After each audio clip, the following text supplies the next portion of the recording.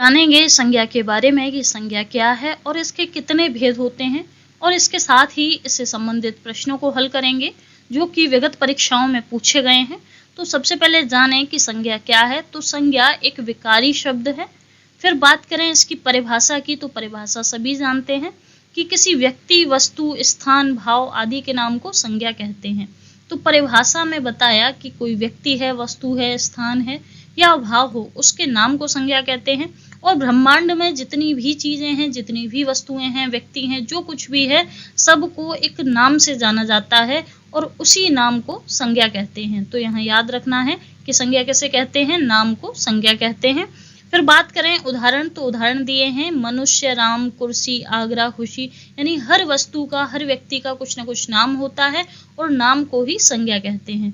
फिर बात करें इसके भेद की, तो संज्ञा के भेद, अर्थ के आधार पर संज्ञा के 5 भेद हैं, जिसमें पहला है व्यक्तिवाचक, दूसरा है जातिवाचक, तीसरा है समूहवाचक, चौथा है द्रव्यवाचक और 5वां है भाववाचक। तो अब ये जो संज्ञा के भेद यहाँ दिए हैं, तो हमें कैसे पता चलेगा कि कौन सा शब्द व्यक्तिवाचक में आता है, कौन सा जातिवाचक में आता है और कौन सा समूहवाचक में आएगा। तो इसको जानेंगे विस्तार से आगे। तो जुड़े रहिए हमारे साथ वीडियो के अंत तक, तो देखेंगे आगे। तो सबसे पहले दिया है व्यक्तिवाचक संज्ञा। तो व्यक्तिवाचक संज्ञा क्या है कि व्यक्तिवाचक संज्ञा किसी विशेष व्यक्ति या स्थान का बोध कराती है। व्यक्तिवाचक संज्ञा में क्या बताया गया है, किसी विशेष व्यक्ति या स्थान के बारे में जो बताती है वो व्यक्तिवाचक संज्ञा है। जैसे उदाहरण दिया है गंगा, तुलसीदास, सूरदास, आगरा, पटना आदि। तो जहाँ किसी व्यक्ति का नाम बताया जाए, किसी स्थान का नाम बताया जाए, तो वो व्यक्तिवाचक संज्ञा के अंतर्गत आता है। और कौन कौन से नाम हैं जो व्यक्तिवाचक संज्ञा के अंतर्गत आते हैं, तो दिए हैं। जैसे पहला दिया है व्यक्तियों के नाम, राम, सीता, पूजा, और भी नाम हो सकते हैं व्यक्तियों के नाम में, वो भी व्यक्तिवाचक संज्ञा में आएंगे। आगे दिया है नदियों के नाम, नदियों के नाम व्यक्तिवाचक संज्ञा में आते हैं। झीलों के नाम, समुद्रों के नाम, प्रशांत महासागर, हिंद महासागर जैसे नाम हैं। आगे दिया है पहाड़ों के, गांवों के, नगरों के नाम, महादेशों के, देशों के, राज्यों के नाम, सड़कों के, दुकानों के नाम, पुस्तकों के, पत्र पत्रिकाओं के नाम, त्योहारों, ऐतिहासिक घटनाओं के नाम और ग्रह नक्षत्रों के नाम, महीनों के नाम, दिनों के नाम। ये सभी जो नाम हैं वो व्यक्तिवाचक संज्ञा के अंतर्गत आते हैं। तो ये हमें याद रखने हैं कि कौन कौन से ऐसे नाम हैं जो व्यक्तिवाचक संज्ञा के अंतर्गत आएंगे। तो वो हैं किसी विशेष व्यक्ति या किसी विशेष स्थान का जो नाम है वो व्यक्तिवाचक संज्ञा के अंतर्गत आता है। अब जानेंगे इसका अगला भाग। दूसरी संज्ञा है जातिवाचक संज्ञा। तो जातिवाचक संज्ञा क्या है? जातिवाचक संज्ञा किसी वस्तु या प्राणी की संपूर्ण जाति का बोध कराती है। तो यहाँ जातिवाचक में कोई वस्तु है या प्राणी है तो उसकी पूरी जाति को दर्शाएगी, न कि एक व्यक्ति को। तो जैसे उदाहरण दिया है गाय, नदी, पहाड़, मनुष्य आदि। तो जब गाय की बात करें तो गाय किसी एक गाय का नाम नहीं है, गाय के अंतर्गत उसकी सभी जातियां आ जाती हैं। फिर आगे दिया है नदी, तो एक नदी का नाम नहीं है, इसके अंतर्गत सारी नदियां आ जाती हैं। उसी प्रकार पहाड़ है, मनुष्य के अंतर्गत सभी मनुष्य आ जाते हैं। तो ये सब जातिवाचक के अंतर्गत आते हैं। तो जातिवाचक संज्ञा में और कौन कौन से नाम आते हैं, तो दिया है पशुओं के, पक्षियों के, कीट पतंगों के नाम, फलों, सब्जियों तथा फूलों के नाम, सवारियों के नाम, संबंधियों के नाम, पहनने, ओढ़ने, बिछाने के सामानों के नाम, अन्न, मसाले, मिठाई, खाद्य पदार्थों के नाम, विभिन्न सामग्री जैसे कि अलमारी, कुर्सी, घड़ी, मेज आदि, व्यवसायिक पदों के एवं पदाधिकारियों के नाम जैसे कि राज्यपाल, प्रधानमंत्री, दर्जी आदि। तो राज्यपाल की यहाँ बात करते हैं तो यहाँ पे राज्यपाल एक जातिवाचक संज्ञा है। यहाँ पे किसी एक व्यक्ति के बारे में नहीं बताया गया, ये पूरी जाति के बारे में बताया। जैसे प्रधानमंत्री की बात करें तो प्रधानमंत्री भी जातिवाचक संज्ञा के अंतर्गत आता है, न कि व्यक्तिवाचक के अंतर्गत। अब जानेंगे इसका अगला भाग। अगला दिया है समूहवाचक संज्ञा।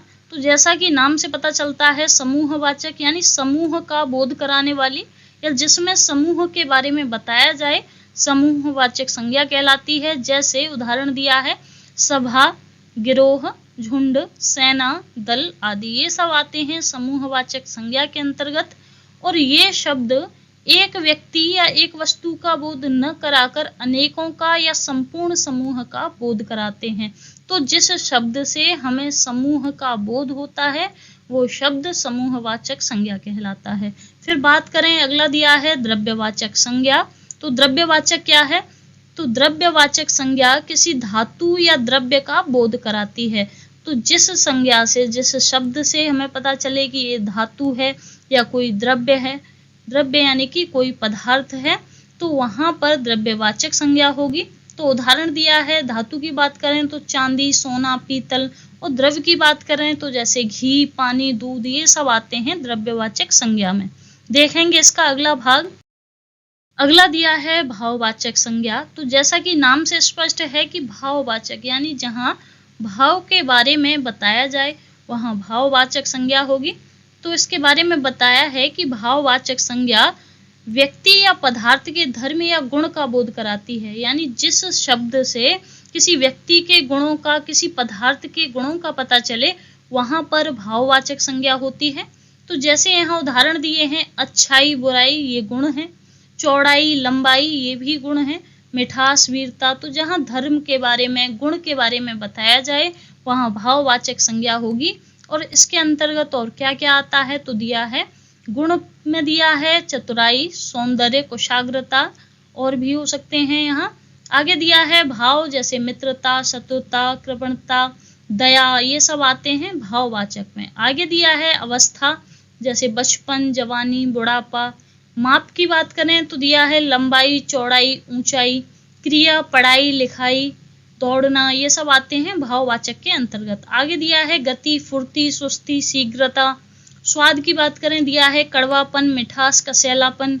अमूर्त भावनाओं की बात करें यानी जो दिखाई नहीं देती भावनाएं, जैसे करुणा, क्षोभ, दया, प्रसन्नता। तो ये सभी जो हैं, जो भाव के अंतर्गत आती हैं, वो भाववाचक संज्ञा कहलाती हैं। अब देखेंगे इससे संबंधित प्रश्न किस प्रकार परीक्षा में पूछे गए हैं। तो प्रश्न दिया है कि निम्नलिखित में से कौन सा शब्द समूहवाचक संज्ञा नहीं है। तो प्रश्न में ये पूछा गया है कि समूहवाचक संज्ञा कौन सा नहीं है इनमें से। तो ऑप्शन दिया है सभा, कक्षा, भीड़ और दौड़। तो यहाँ ऑप्शन की बात करें तो सभा कब होती है? जब सभी लोग आपस में इकट्ठा होते हैं, बातचीत करते हैं, सभा हुई, समूह बन गया। बी ऑप्शन आया कक्षा। तो कक्षा में जब विद्यार्थी होते हैं, विद्यार्थियों का समूह होता है, तब कक्षा बनती है। सी ऑप्शन है कि भीड़। तो भीड़ जब लोग आपस में इकट्ठा होते हैं एक जगह पर इतने सारे, तो भीड़ बनती है। तो भीड़ भी समूह के अंतर्गत आती है। लेकिन दौड़ जो है वो अकेले भी की जा सकती है और समूह में भी की जा सकती है। तो यहाँ पर जो करेक्ट ऑप्शन होगा वो होगा दौड़। डी ऑप्शन करेक्ट आंसर है। अगला प्रश्न देखेंगे तो दिया है कि निम्नलिखित में से कौन सा शब्द द्रव्यवाचक संज्ञा है। द्रव्यवाचक संज्ञा पूछी है। तो द्रव्यवाचक संज्ञा होती क्या है? जहां धातु के बारे में या द्रव्य के बारे में बताया गया हो वहां द्रव्यवाचक संज्ञा होती है। तो यहाँ दिया है खटाई, मिठाई, दूध और ठंड। तो खटाई और मिठाई जो है वो किसके अंतर्गत आती है? भाववाचक के अंतर्गत। और द्रव्यवाचक में क्या आता है? द्रव्य और धातु। तो यहाँ पर सी ऑप्शन दूध जो कि एक द्रव्य है, तो यहाँ पर सी ऑप्शन करेक्ट आंसर है। अगला प्रश्न देखेंगे। अगला प्रश्न दिया है कि स्वतंत्रता सबको प्यारी होती है, कौन सी संज्ञा है? यानी स्वतंत्रता सबको प्यारी है, इस शब्द में कौन सी संज्ञा है? तो ऑप्शन दिए हैं जातिवाचक, भाववाचक, गुणवाचक या इनमें से कोई नहीं। तो स्वतंत्रता जो एक शब्द है वो किसके अंतर्गत आता है? तो स्वतंत्रता एक भाव है जो कि आता है भाववाचक के अंतर्गत। तो बी ऑप्शन यहाँ करेक्ट आंसर। अगला प्रश्न दिया है निम्न में से संज्ञा शब्द है। ऑप्शन दिए हैं हरा, पतला, सभा और गहरा। तो यहाँ ऑप्शन की बात करें तो जैसे दिया है हरा, तो पत्ते हरे रंग के हैं। तो हरा क्या हुआ? विशेषण हुआ। पत्ते की विशेषता है कि वो कैसे हैं? हरे हैं। बी ऑप्शन दिया पतला, तो ऐसे कह सकते हैं कि राजू जो है वो बहुत पतला है। तो यहाँ पर राजू की जो विशेषता है वो क्या है? कि वो पतला है। फिर बात करें सी ऑप्शन दिया है सभा, जब एक जगह पर सभी लोग इकट्ठा होते हैं कोई मीटिंग करने के लिए, वार्तालाप करने के लिए, तो वहां पर उस स्थान को सभा कहते हैं। तो सभा क्या है? एक संज्ञा है। तो यहाँ पर सी ऑप्शन करेक्ट आंसर होगा। देखेंगे अगला प्रश्न। अगला प्रश्न दिया है कि गाय कौन सी संज्ञा है। ऑप्शन दिए हैं व्यक्तिवाचक, जातिवाचक, भाववाचक और द्रव्यवाचक। तो यहाँ बात करें जो शब्द दिया है गाय, वो केवल एक गाय के संबंध में नहीं कहा गया है, बल्कि यह संपूर्ण गाय की जो प्रजाति है उसके लिए गाय शब्द का प्रयोग किया जाता है। तो यहाँ किसी एक गाय की बात नहीं कर रहे, बल्कि जितनी भी गाय हैं वो गौ जाति के अंतर्गत आती हैं। तो यहाँ जातिवाचक संज्ञा होगी, बी ऑप्शन करेक्ट आंसर। अगला प्रश्न दिया है कि निम्न में से कौन सी भाववाचक संज्ञा है। भाववाचक संज्ञा बतानी है, यानी जिस शब्द में भाव प्रकट होते हैं वहां भाववाचक संज्ञा होगी। तो ऑप्शन दिया है दिल्ली, लड़का, मोहन और बीमारी। तो बात करें दिल्ली जो कि एक नाम है, तो यहाँ व्यक्तिवाचक संज्ञा होगी। आगे दिया है लड़का, तो यहाँ किसी एक लड़के की बात नहीं हो रही, लड़का के अंतर्गत जितने भी लड़के हैं वो सभी कोई भी आ सकता है, तो यहाँ जातिवाचक होगी। फिर दिया है मोहन जो कि एक नाम है, जो कि व्यक्तिवाचक संज्ञा है। और डी ऑप्शन दिया है बीमारी, जो कि क्या है, एक भाव है। तो यहाँ पर पूछा है भाववाचक संज्ञा क्या है, तो डी ऑप्शन करेक्ट आंसर। बीमारी जो है वो एक भाववाचक संज्ञा के अंतर्गत आती है। अगला प्रश्न देखेंगे। अगला प्रश्न दिया है कि पशु चर रहे हैं, रेखांकित शब्द की संज्ञा क्या है। तो यहाँ पर पशु के नीचे रेखांकन दिया हुआ है, तो पशु क्या है, किसके अंतर्गत आएगा। ऑप्शन दिए हैं व्यक्तिवाचक, जातिवाचक, भाववाचक और द्रव्यवाचक। तो पशु जो है वो किसी एक जानवर का नाम नहीं है, बल्कि जितने भी जानवर हैं, जितने भी पशु हैं, वो सब पशु जाति के अंतर्गत आते हैं। तो पशु क्या दर्शाता है, जातिवाचक संज्ञा को दर्शाता है। तो यहाँ पर बी ऑप्शन करेक्ट आंसर होगा। अगला प्रश्न देखेंगे। तो अगला प्रश्न दिया है कि राज्यपाल में कौन सी संज्ञा है। ऑप्शन दिए हैं व्यक्तिवाचक, जातिवाचक, भाववाचक और समूहवाचक। तो जिस प्रकार हमने अभी ऊपर प्रश्न किया पशु, तो पशु क्या है, जातिवाचक संज्ञा है। उसी प्रकार पदाधिकारियों के जो नाम होते हैं वो भी जातिवाचक संज्ञा के अंतर्गत आते हैं, जैसे राज्यपाल, प्रधानमंत्री, ये सब जातिवाचक संज्ञा हैं। तो यहाँ पर राज्यपाल में कौन सी संज्ञा होगी, बी ऑप्शन दिया है जातिवाचक संज्ञा। अगला प्रश्न देखेंगे। अगला प्रश्न दिया है निम्नलिखित में से कौन सी भाववाचक संज्ञा है। भाव बताने हैं, भाववाचक संज्ञा में भावों को प्रकट किया जाता है, दर्शाया जाता है। तो ऑप्शन यहाँ दिए हैं भारत, जो कि एक देश का नाम है, और जो देश का नाम है वो व्यक्तिवाचक संज्ञा में आता है। लड़का जो कि आता है जातिवाचक संज्ञा में। सी ऑप्शन दिया है मित्रता, तो मित्रता क्या है, एक भाव है। तो यहाँ पर जो सी ऑप्शन है वो करेक्ट आंसर होगा। अगला प्रश्न दिया है गरीबों की सहायता करो। गरीब शब्द क्या है। ऑप्शन दिया है विशेषण, विशेष्य, जातिवाचक संज्ञा और भाववाचक संज्ञा। तो गरीब जो है वो केवल एक इंसान के बारे में, किसी व्यक्ति के बारे में तो बात नहीं कर रहे हैं, बल्कि इसके अंतर्गत जो लोग गरीब हैं वो सभी आते हैं। तो जहाँ सभी आते हैं तो वहाँ जाति की बात होती है, तो वो शब्द बनता है जातिवाचक संज्ञा। तो यहाँ पर सी ऑप्शन करेक्ट आंसर है। अगला प्रश्न देखेंगे। अगला प्रश्न दिया है कि बुढ़ापा एक प्रकार का अभिशाप है, रेखांकित शब्द की संज्ञा। तो यहाँ पर जो शब्द दिया है कि बुढ़ापा एक प्रकार का अभिशाप है, तो जो शब्द है बुढ़ापा ये किसके अंतर्गत आएगा, जातिवाचक, भाववाचक, व्यक्तिवाचक या समूहवाचक। तो इससे पहले हमने जाना था कि जहाँ जीवन की अवस्थाओं की बात हो वो भी भाववाचक संज्ञा में आते हैं, जैसे बचपन, जवानी, बुढ़ापा, ये सब भाववाचक संज्ञा के अंतर्गत आते हैं। तो यहाँ पर बी ऑप्शन करेक्ट आंसर होगा। अगला प्रश्न देखेंगे। तो दिया है कि लड़का दौड़ता है, इस वाक्य में लड़का किस संज्ञा का उदाहरण है। तो ऑप्शन दिए हैं व्यक्तिवाचक, जातिवाचक, भाववाचक या समूहवाचक। तो यहाँ बात करें कि लड़का शब्द जो है वो किस संज्ञा में आएगा, तो यहाँ एक लड़के की बात नहीं कर रहे हैं, उसका नाम नहीं पता। तो जहाँ नाम की बात नहीं हो रही है, कोई भी हो सकता है, तो वहाँ संपूर्ण लड़के प्रजाति की बात हो रही है, लड़के जाति की बात हो रही है, तो वहाँ जातिवाचक संज्ञा होगी। बी ऑप्शन करेक्ट आंसर है। अगला प्रश्न देखेंगे। अगला प्रश्न दिया है कि निम्नलिखित में से कौन सा शब्द जातिवाचक संज्ञा नहीं है। ऑप्शन दिए हैं जवान, बालक, सुंदर और मनुष्य।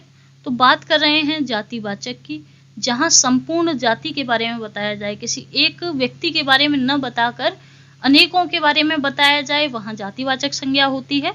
तो दिया है जवान कोई भी हो सकता है, कितने भी लोग हो सकते हैं, बालक में कोई भी हो सकता है।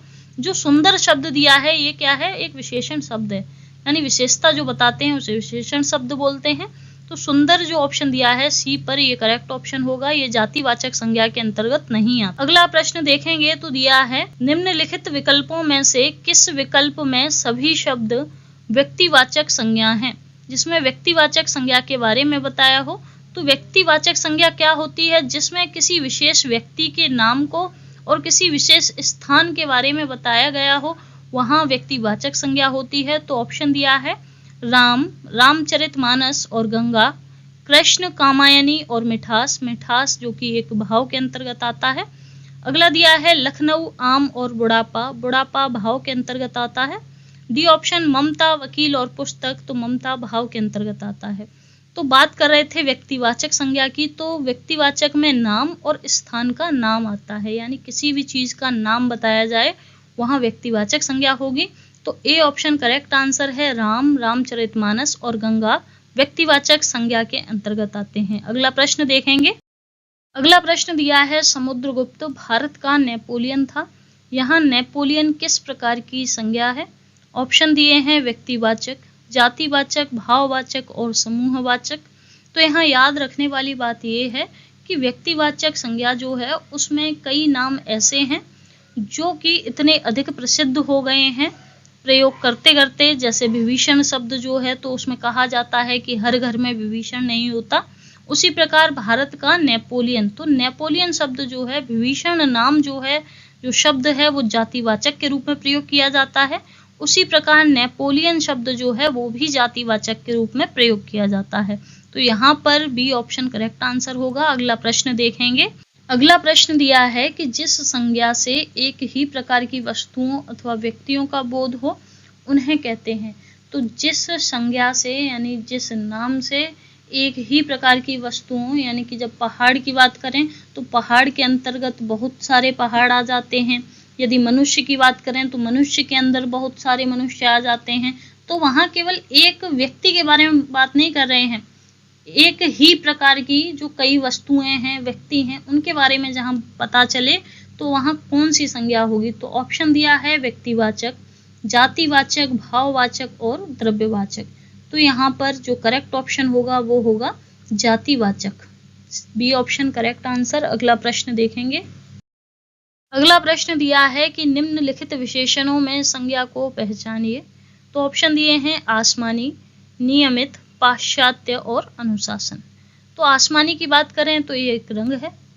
तो रंग क्या है, यहाँ पर जैसे किसी चीज की विशेषता बताते हैं कि उस कपड़े का रंग आसमानी है, तो कपड़े की विशेषता बता रहे हैं कि उसका जो रंग है वो कैसा है, आसमानी है। बी ऑप्शन दिया है नियमित, कोई कार्य यदि नियम से किया जाए और रोज किया जाए तो वहां पर जो विशेषता बनती है वो नियमित बनेगी विशेषण। फिर वहां सी ऑप्शन दिया है पाश्चात्य, यानी कि प्राचीन काल की जो वस्तुएं हैं, चीजें हैं, कलाएं हैं, उन्हें पाश्चात्य के नाम से जाना जाता है, तो पाश्चात्य एक विशेषण है। डी ऑप्शन दिया है अनुशासन, जो कि क्या है, एक संज्ञा है, एक नाम है। तो यहाँ पर जो करेक्ट ऑप्शन होगा वो होगा डी ऑप्शन। अगला प्रश्न देखेंगे तो दिया है कि निम्नलिखित में से किस विकल्प में सभी शब्द भाववाचक संज्ञा शब्द हैं, यानी इनमें से कौन सा ऐसा विकल्प है जिसके सभी जो शब्द हैं भाववाचक संज्ञा के अंतर्गत आते हैं। तो ऑप्शन दिया है अमीर, गरीब, समूह और मिठास, जवानी, खटास, पुस्तक और गंगा, रसीला, कड़वाहट, बुढ़ापा, उन्नति, धैर्य, चालाकी, उदासी और सूर्य। तो सबसे पहला ऑप्शन बात करें अमीर और गरीब, तो ये आते हैं जातिवाचक के अंतर्गत। समूह आता है समूहवाचक के अंतर्गत। फिर बी ऑप्शन बात करें जवानी, जो कि भाववाचक है। खटास की बात करें तो ये भी भाववाचक है। पुस्तक जो कि नाम है व्यक्तिवाचक में आएगा। गंगा नाम है व्यक्तिवाचक में आएगा। सी ऑप्शन दिया है रसीला, कड़वाहट, बुढ़ापा और उन्नति, ये आते हैं भाव के अंतर्गत। तो यहाँ जो करेक्ट ऑप्शन है इसमें सभी जो शब्द दिए हैं भाववाचक संज्ञा के अंतर्गत आते हैं। तो इस प्रकार आज हमने संज्ञा क्या है, इसकी परिभाषा, इसके भेद और इससे संबंधित जो प्रश्न हैं अभी तक परीक्षाओं में पूछे गए हैं उन सभी के बारे में जाना। तो जुड़े रहिए हमारे साथ हमारे YouTube चैनल पर ऐसी ही और वीडियोस पाने के लिए। अगर आपको ये वीडियो पसंद आए तो लाइक, शेयर, कमेंट और सब्सक्राइब जरूर करें। सब्सक्राइब करने के साथ बेल आइकन पर भी क्लिक करें। मिलते हैं अगली एक ऐसी ही नई वीडियो में। जय हिंद, जय भारत।